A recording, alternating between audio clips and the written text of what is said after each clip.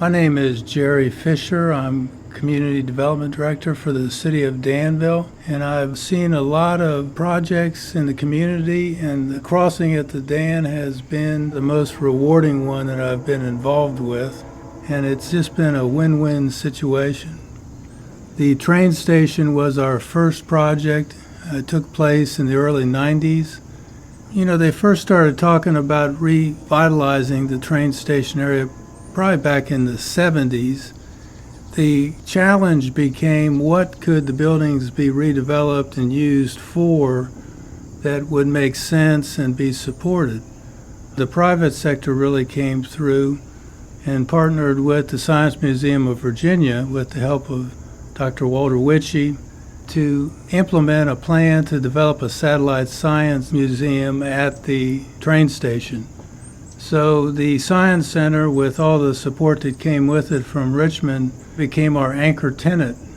And then we moved on to additional components of the project, the next being the community market and the parking area.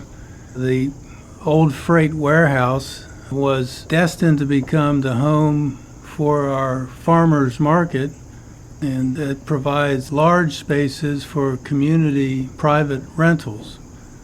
From there, we launched into yet another phase, and that is accessing the Dan River and developing a trail system.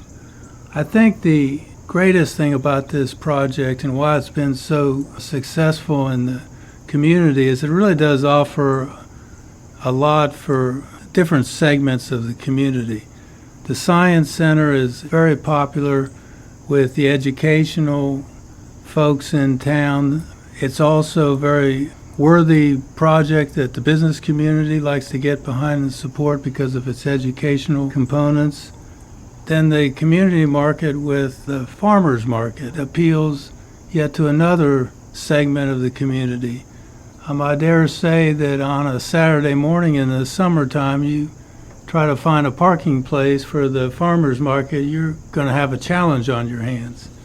Then the trail system appeals to another segment of the community. It's been very popular and heavily used.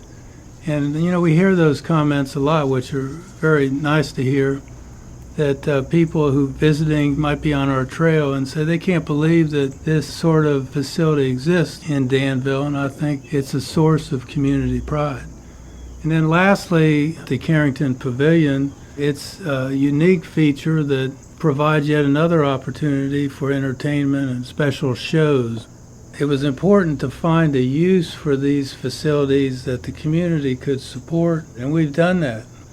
And we've seen some spin-off effects. The private development along Bridge Street has been impressive. There's housing down there now and new businesses, and we feel that the crossing has helped contribute to that development, and we hope to see even more of that.